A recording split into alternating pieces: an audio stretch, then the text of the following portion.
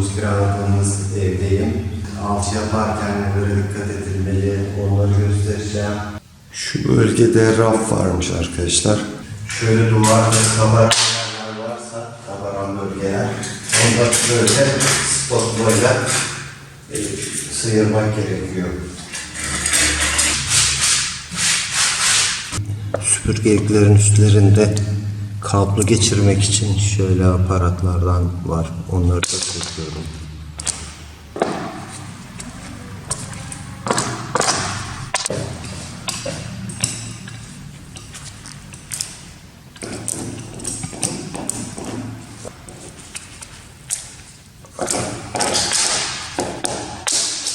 Bakın şuralarda delikler varmış. Nasıl belli? Orayı sanki bir sakız gibi bir şeyle kapamışlar gibi geldi bana. Bakın. Böyle yerlere rastladım. Tabi alçıyla yapacağız biz. Daha pürüzsüz olacak. Mesela şu yukarıda da var öyle bir kısım. Şöyle yakından göstereyim. Bakın oradan da bir delik çıkacak.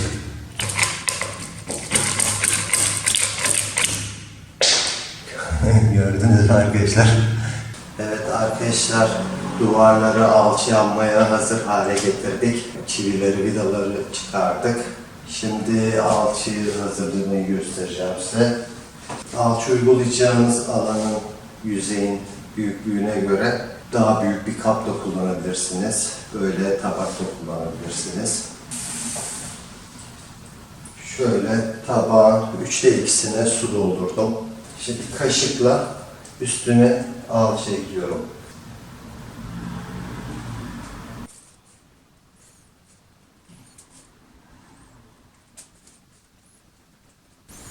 Suyun yüzeyine çıkacak kadar alçı dökeceğiz. Bunu büyük bir kapta yaparsanız da aynı şekilde yapacaksınız. Yani böylelikle su ve alçı oranını tam olarak uygulamış olursunuz. Bakın şu yeterli. Birkaç dakika bekledikten sonra karıştıracağız. Şöyle bir kaşığınız olsun elinizde. Bu işlerle sürekli uğraşıyorsanız. Bu kaşık yamuk bir kaşık. Ben bunu sadece böyle işlerimde kullanıyorum. Şöyle spatulalar da işinize yarar.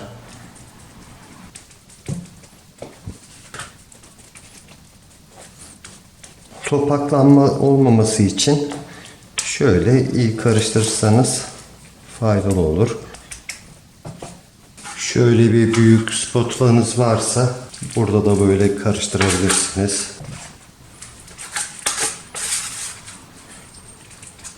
Görüyorsunuz.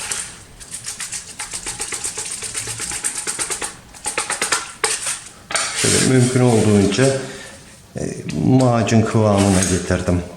Gördüğünüz gibi oldukça iyi bir karışım oldu. Şimdi uygulamaya geçelim arkadaşlar. Arkadaşlar alçı yaparken bazen çok zorlananlar oluyor. Bunun nedenini söyleyeyim. Mesela her iş için ayrı bir spatula gerekiyor. Mesela ince küçük detaylar için şöyle küçük spatula. Şu biraz daha büyük. Şu ondan daha büyük. Mesela çok büyük yüzeylerde böyle bir geniş spatula kullanmanız lazım. Yani böyle aletler kullanmadığınız için onlarla zorlanıyorsunuz. Mesela şu yüzeyler için bunları şöyle küçük spatula ile yapamam. Şu da mesela bunun için yetersiz gelir. Şu gördüğünüz yüzeyi kaplaması gerekir. Şu bir nebze faydalı oldu ama tam değil. O yüzden bu yüzeyde mesela şunu kullanacağım. Bir miktar alçı aldım. Büyük spatulaya.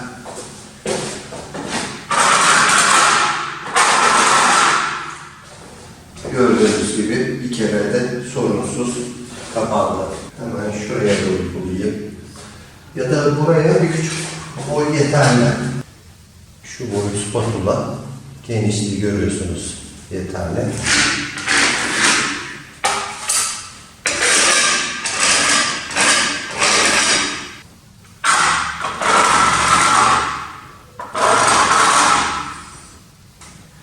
Böyle küçük yüzeylerde Böyle küçük spatulamızla sorunsuz kapıyoruz. Şu anda iyi gözüküyor ama kuruma aşamasında içine çekebiliyor. Beton, kuru beton. İçine suyu çekiyor, çatlama yapabilir. Böyle derin yüzeylerde öyle sorunlar çıkabilir. Onları ertesi gün üstünden bir rötuşla çok güzel hale getirebilirsiniz.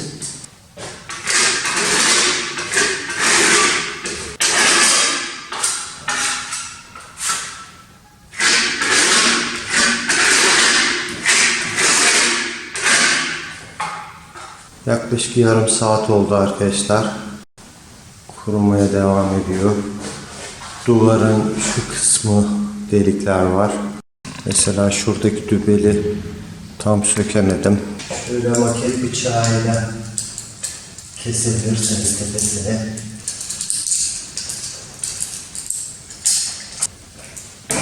Kesip tepesini kopardım.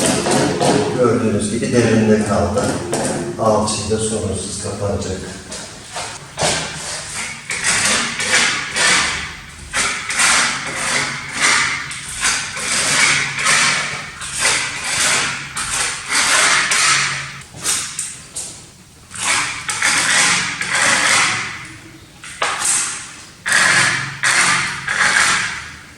Şöyle çizgi gibi olmasın istiyorum arkadaşlar. Yani duvarla uyumlu olsun. O yüzden bazen şöyle birkaç kere sağa sola doğru geçiyorum. Bu alçıpan duvar değil, sıva yapılmış, ince sıva. Pütürlü bir yüzeyi var gördüğünüz gibi. Mevcut yüzeye uyumlu hale getiriyorum. Evet arkadaşlar, ikinci gündeyiz. Hafiften kurumuş ama derin yerler halen kurumamış. Biraz daha kuruması gerekir. Bir de demiştim ya size hani içine çekebilir diye. Bunun da bilimsel açıklamasını söyleyeyim. Şimdi uyguladığımız alçı ıslak oluyor, sulu oluyor sonuçta. Kuru duvara sürüyoruz. Kuru duvar bu alçının suyunu çekmeye çalışıyor. Suyu çekerken de alçıyı da bir miktar içeri çekiyor. Bu yüzden böyle büyük yüzeylerde, derin yüzeylerde böyle sorun olabilir. Aslında hiç ellemesem de belirgin değil ama ben yine de bir miktar daha şu orta kısımlara alçı uygulayacağım.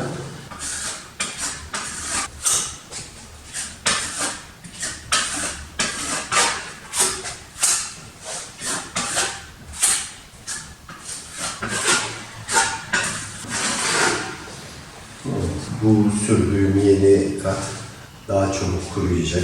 Çok ince bir tabaka sürmüş oldum. Şimdi arkadaşlar evin şurada radyatör var. Görüyorsunuz radyatörün üstü küflenmiş. Neden küflendiğini merak ettim. Sonra içinde bazı kaplar fark ettim. Şu üst ızgarayı sökeceğim, onları çıkaracağım o kapları. Benim anladığım kadarıyla bu kaplara su koymuşlar. Bulunduğumuz şehir zaten rutubetli, nemli bir şehir. Burada Akdeniz iklimi daha çok egemen. Yani karasal bir iklim değil. Yani böyle şeylere hiç gerek yok. Yani ille havasını nemlendirmek istiyorsanız hazır satılan kutular oluyor, plastik. Onları takıyorsunuz. Radyatörün kenarına takıyorsunuz. O sayede rutubeti arttırabiliyorsunuz evde.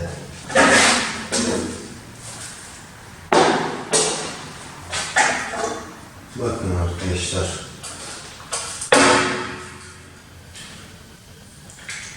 Şöyle kaplar koymuşlar. Yani hiç gereksiz bir şey. Alttan giren soğuk hava üstten çıkacak, devir daim olacak. Ama siz bunun üstünü tıkarsanız hava akışını kesiyorsunuz.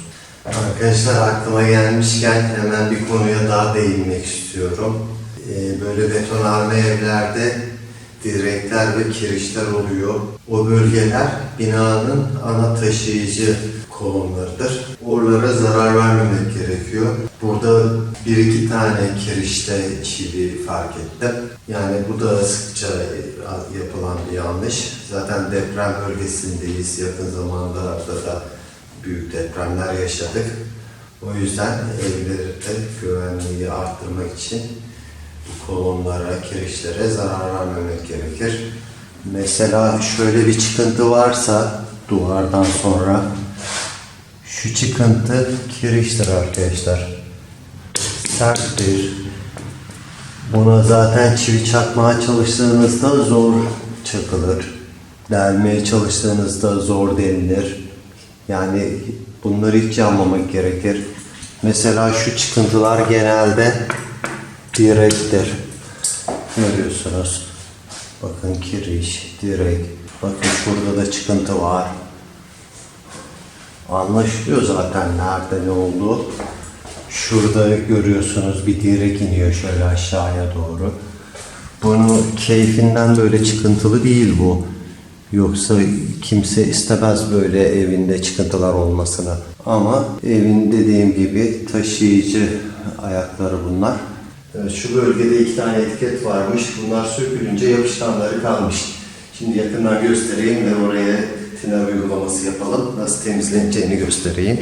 Evet, etiketler sökülmüş. Yapışkanlı kısmı kalmış özellikle. Şöyle küçük bir süngerle uygulayabilirsiniz.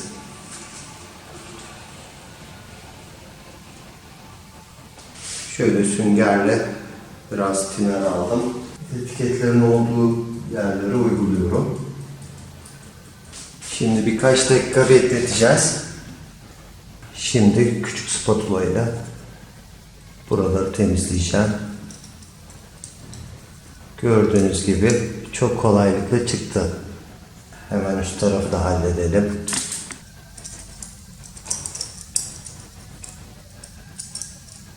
Görüyorsunuz. Uygulaması çok kolay.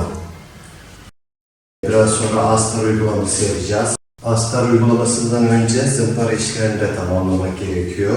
Yani astar uygulandıktan sonra, boya yapıldıktan sonra kötü bir görüntü olursa onu tekrar düzeltmek zor olacaktır.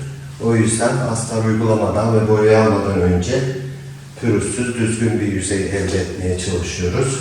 Boya ile alçının birleşim yerleri. Oraları özellikle düzgün taramak gerekiyor.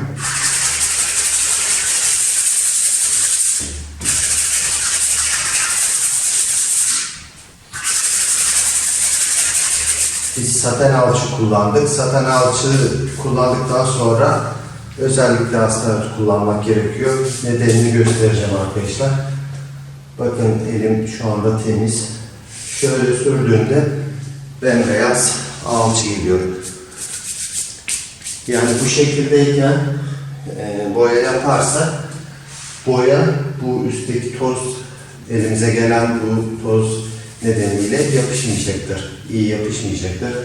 Kabarma olabilir, boya atabilir. O yüzden astarın mantığı bu. Astar yapıştırma özelliği olan bir şey. Alçının içine nüfuz ediyor. Alçı yaptıktan sonra elimizi sürdüğümüzde herhangi bir beyazlık gelmeyecektir. Sıvı alçısı dediğimiz bir alçı var. O alçıyı da yaparsanız herhangi bir astara gerek olmuyor. Ama saten alçı daha kolay uygulanabilir ve daha pürüzsüz zeminler elde edilebilir. Astar şöyle konsantre bir ürün.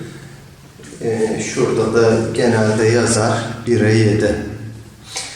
Yani bir ölçü astar koyuyoruz, 7 ölçü su ekliyoruz ve küçücük bir şeyle çok büyük cepheleri, yüzeyleri yapabilirsiniz böylelikle. 1'e 7 oranında şöyle hazırladım. Şöyle küçük rulo fırçalarla uygulamak kolay oluyor. Hemen şu gördüğünüz yüzeylerde uyguluyoruz. Fırçayı çok bastırmadan uygulayın arkadaşlar. Sulu bir şey olduğu için aşağı doğru damlayabilir. Şöyle suyunu iyice süzdürün. Fazla bastırmadan hafif hafif gördüğünüz gibi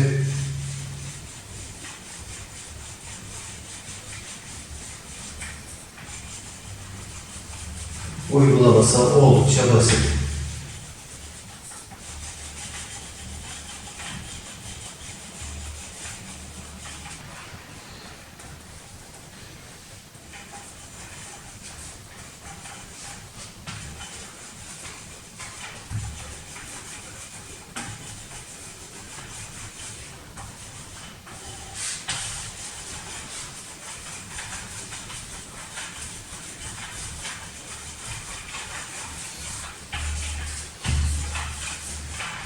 İki kere dağladım. Onunla şu gördüğünüz bütün alanları yaptım.